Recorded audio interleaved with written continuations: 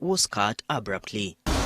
Samson says his family relies on the 2,000 shillings they receive from the government every month, local church food donations, and donations from well-wishers. He says he has been given a notice to vacate since he is unable to pay rent and the power supply was cut. His 2 children who are in school cannot access learning lessons provided by the government through the television or radio. Kuna hii pesa tunapewa giri moja na serikali. Inanisaidia na chakula kwa watoto. Kuna kanisani nilifika nikaitiwa chakula. Jesus Winner ile iko Roysambu. Nimeitiwa chakula mara 2. Nikaona hapo ni Mungu. Simu niko na kasimu waka kabanda. Mimi sina simu ya touch yenye itaweza wasaidia. So wanakuanga wakistruggle kwa masomo yao, lakini huwa nawasaidia penye ninaweza. But amid all the gloom, Samson still believes he has a calling to sensitize other people against coronavirus. He says his drive does not focus on his disability. What was available for him was this bicycle and some marker pens. He looked for plain papers and he, together with his daughters, wrote messages of sensitizing Kenyans on how to curb the spread of the virus. Today, Samson is planning to tour different estates within Nairobi and hopes that this message catches the attention of many people. Kwa baisikeli yangu kuna kiti ya nyuma, bao nafungia watoto wasianguke. Hiyo mbao nilifunga hizi posti. Na nikaandika maandiko tofauti. Mtu akae distant. Ikakuja maski, nikaandika mtu afae maski. Na mtu akae nyumbani, mtu akiwa hana mahali anaenda. He put on his prosthetic leg before embarking on his journey. His leg was amputated after a grisly road accident. When he is ready to leave, his children help in mounting the posters on the bicycle. Wife says she's comfortable with what her husband is doing despite him being jobless. Nilikuwa tunamuombea wakati akiwa safarini kwa sababu hii ni kama yani anaenda kupigana vita. Ndio hii mambo ya watu ati mambo ya kuwe chini kazi zirudi. The journey has started. He begins with sensitizing his immediate neighbors and cycles towards the main road, one pedal after another, and eventually millions more, all in the name of fighting coronavirus. He makes his first stop to sensitize some boda riders and washes their hands. The journey continues, and he does the same thing to other people he meets along the way. The journey continues, and he does the same thing to the people he meets along the way. We leave him to continue with his journey to Nairobi, but along the way, we meet his wife and children, and we get interested to know what they are up to. Sasa mimi naenda nikae pale kwa uwanja. Nikae tu hapo, juu nikikaa kwa nyumba watoto watanitisha chakula. Na sasa sina chakula ya kuwapea. 2 hours later, we catch up with Samson outside Ambassador Hotel in Nairobi. People are washing hands from his bicycle, and many are attracted by the posters. He believes the message is reaching home, but many do not know his condition and his situation. To him, it is not a priority. Kama mguu yangu vile nimekatwa, sitakagi baridi. Hata naweza nikafaa mguu na ikatae. Lakini nikiweka hii mguu, niwekele kwa baisikeli, hata nikiwa nimeganda, bado naendelea.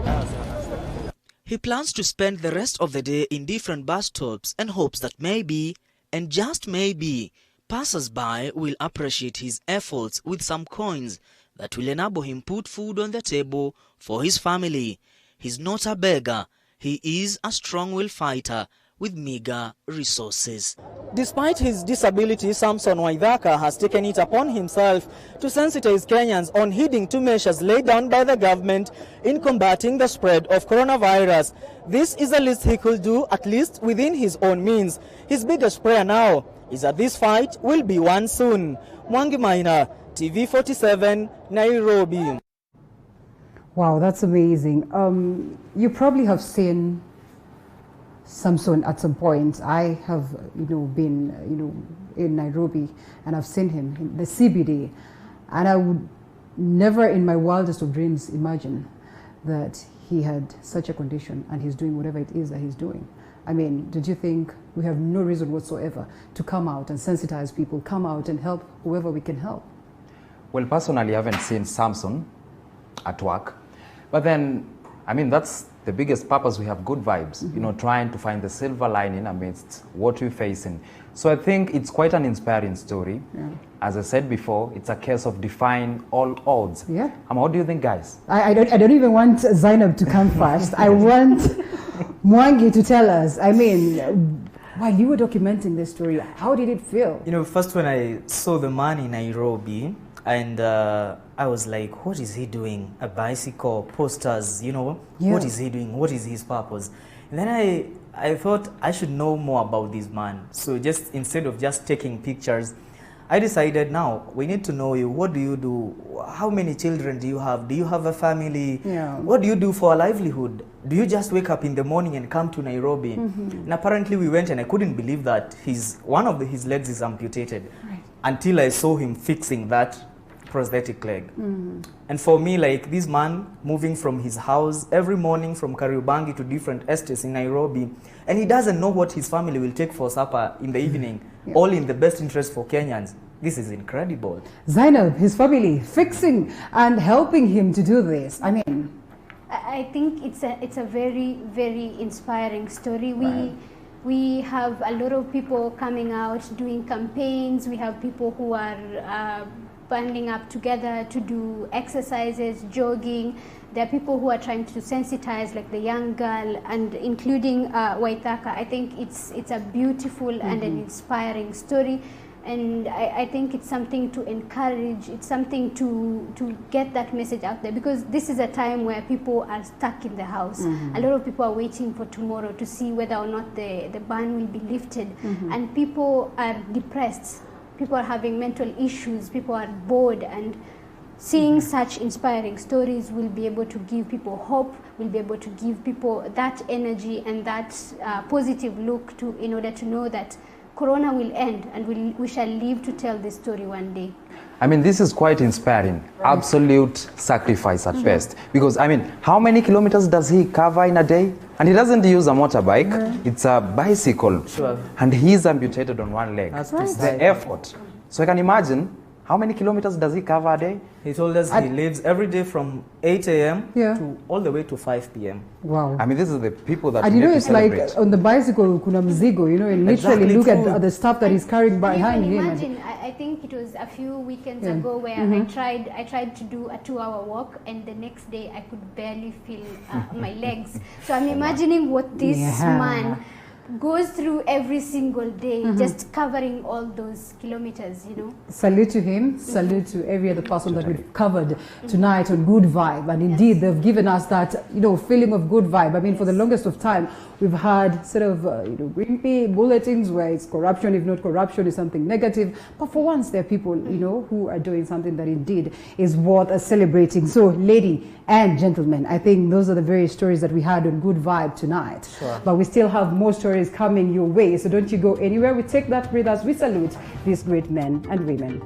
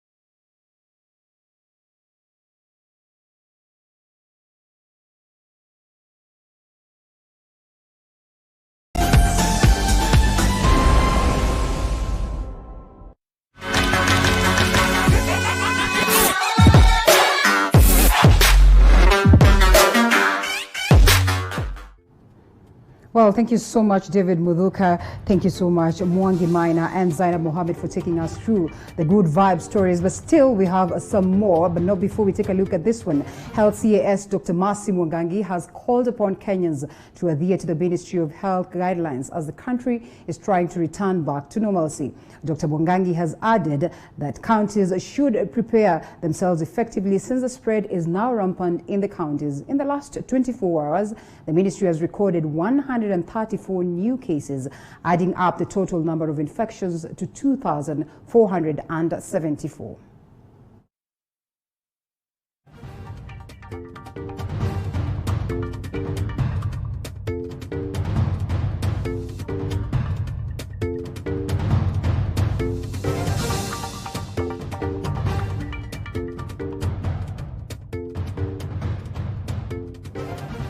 And the government's intentions of implementing a home-based quarantine protocol has elicited mixed reactions from many Kenyans. Some fear the move could lead to a spike in COVID-19 cases in the country. Zainab Mohammed takes a deeper look into this matter and now reports. Just 3 months since Kenya recorded its first coronavirus case, and the number of cases in the country has continued to spike, with most quarantine facilities struggling with congestion. This has led the government to opt for a home-based quarantine protocol for asymptomatic patients, a new concept that has left Kenyans with many unanswered questions. David Bayer, an infectious disease expert, takes us through what a home-based quarantine is and the resources one requires in order to make their home a standard quarantine facility. A good home care kind of isolation will need to have a room which is separate from the rest of the family, where you'll have your own toilet, you'll have probably a way of getting your food into the room without getting in contact with the rest of the family. Because if you get contact with the rest of the family, you spread the COVID to them. Lois Wanjiku, a home care nurse, says a home-based quarantine requires a certain level of discipline and cautiousness, as a small mistake could lead to the spread of the disease to the entire household. About separating the, like the equipment that this patient is using. If it's cutlery, they have to use separate from what the rest of the family is doing. We are talking about separating things like towels. If it's their linen, it has to be separated. It has to be washed separately. According to experts, lack of adequate civic education to the public could lead to a total failure of this protocol. Home-based care protocol is possible to implement it, but it requires a lot of discipline. And at the same time, we have to really understand what this protocol gives us. So one of the things is we have to be given guidelines, and these guidelines can be given by the Ministry of Health, where we are told what is expected of the patient. What does it mean when they go home and they are told you cannot leave your room? At the same time, we have to have guidelines to the caregiver. We are talking about a health caregiver or even a relative taking care of the patient. We also have to be given guidelines on how to take care of the environment that this patient is in, or even how to take care of the rest of the members who are living with this patient. Among Kenyans, fear of home nursing COVID-19 is clear. Many are now asking the government to find an alternative way of dealing with congestion of COVID-19 patients. Kwa tricky kidogo kwa sababu huyu mtu lazima atatoka nje, maybe anataka kwenda haja ndogo ama haja kubwa, hata kama ni kwa kama hizi apartment, lazima atatoka nje, unaona, na ataona hii kitu, maybe hata notice haraka niko na hii kitu. So the more anaendelea kutembea kwa hiyo compound, the more ana spread hiyo ugonjwa. Wakiachilia wagonjwa wakae kwa manyumba jinsi nilisikia wakitangaza, hii ugonjwa itazidi na huenda itapita na sisi wote, hatutaiweza kudhibiti. Kwa hivyo kile ningeona serikali ingefanya hivi, ingejikakamua. Despite the home-based quarantine protocol being implemented in other countries, the question on whether or not it will be a success in the country remains unknown, and only time will tell. For TV47, I'm Zainab Mohammed. Yes, thank you so much, Zainab. Indeed, it's very important that we get to understand some of these crucial things, and we'll be digging deep to understand even more as we seek to update you and enlighten you. So schools might just be among the last institutions to reopen if the government considers to open the economy in phases. According to the Ministry of Education, over 300 public schools are currently serving as quarantine facilities, and as Andrin Kilemi reports, details of the final report from the Education Response Committee will be made public in the much anticipated presidential address tomorrow. It is the report that houses the fate of learners who have been at home for the last 3 months. A report compiled by the National Education Response Committee, which was tasked to advise the Cabinet Secretary for Education with ways of onboarding students and pupils if and when schools reopen. The Ministry is today happy to receive the final report, which has credible proposals on the way forward in seeking resumption of learning whenever it is considered appropriate, as guided by the Ministry of Health and other arms of the national government. In his speech, CS Magoha hinted on the possibility of having schools closed for a longer period of time, citing that 315 public schools are currently serving as quarantine facilities, with a number of universities serving as isolation centers. The Ministry will take seriously the recommendations of this committee and use them to set up further dialogue with all other stakeholders within and without government to ensure appropriate and decisive measures are put in place to facilitate the resumption of learning. The ministry has further expressed its disappointment in the way parents and guardians are neglecting their children at home, with most of them indulging in uncouth behaviors and the girls having to carry the burden of unplanned and early pregnancies. And shame, a very big shame on the parents. I would like to talk to them eyeball to eyeball. That I think we should only produce those children that we are able to take care of. Additionally, Professor Magoha has urged parents to take good care of their children at home and to spend more time with them even as they monitor their daily activities. As the fate of the reopening of schools lacks within the report, focus now shifts to the presidential address tomorrow, even as it appears as though schools might just be the last institutions to reopen. Andrin Kilemi, TV47, Nairobi. Now, religious leaders are urging the government to reopen places of worship, promising to adhere to the guidelines set by the Ministry of Health to curb the spread of COVID-19. During a consultative meeting with government officials today, religious leaders tabled their proposals, which were in turn presented to President Uhuru Kenyatta. Eli Lugova reports. It is a meeting that took more than 2 hours between religious leaders and the government. Religious leaders now urging the government to reopen religious activities with the promise of observing health regulations. Their proposals will, however, be submitted to the President together with the National Security Council for further deliberations. And we have now put together a report which we will submit this afternoon to His Excellency the President and the National Security Council as we have been required.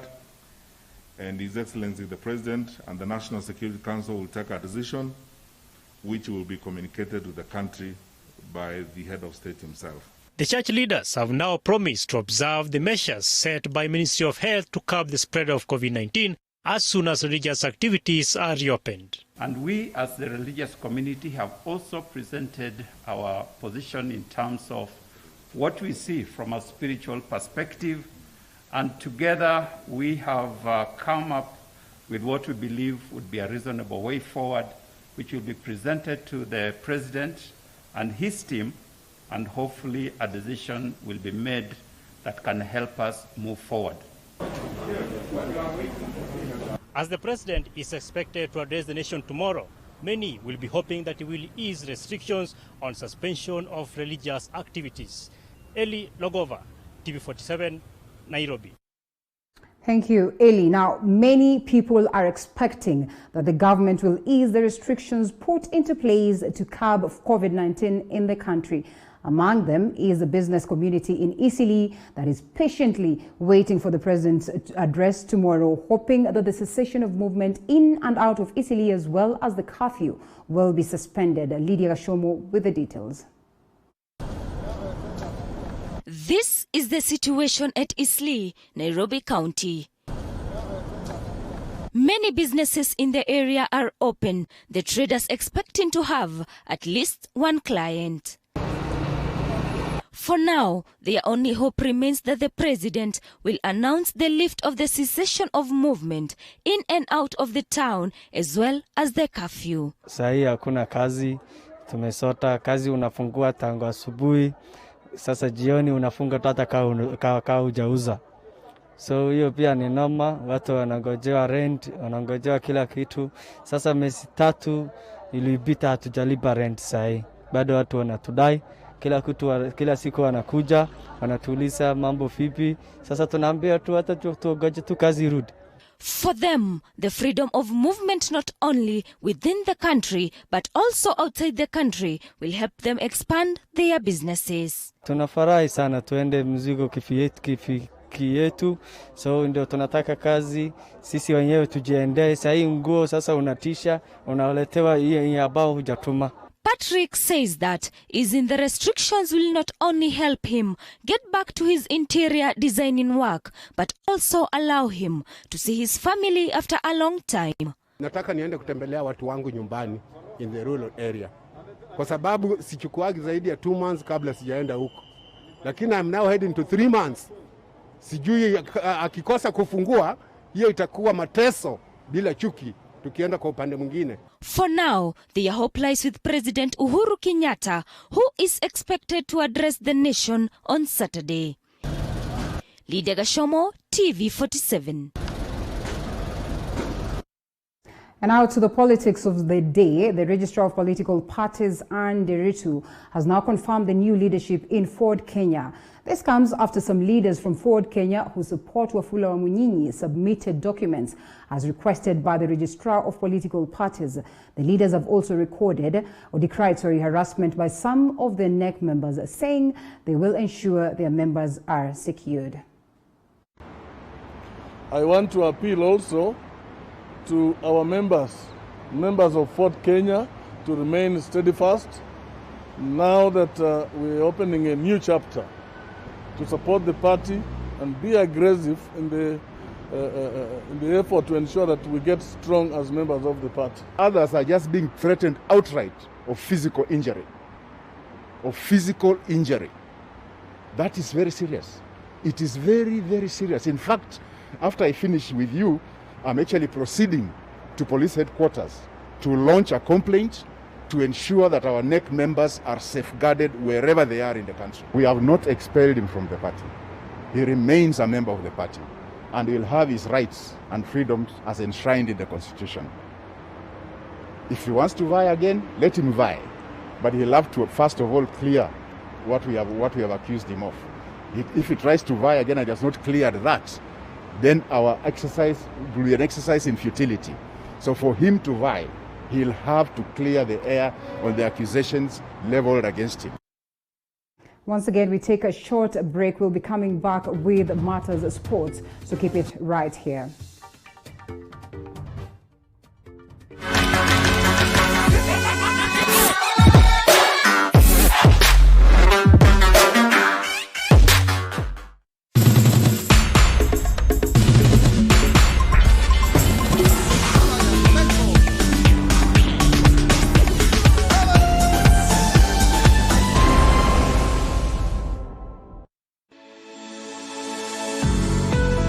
These are very unique times we find ourselves in as a nation. We have never been on this road before.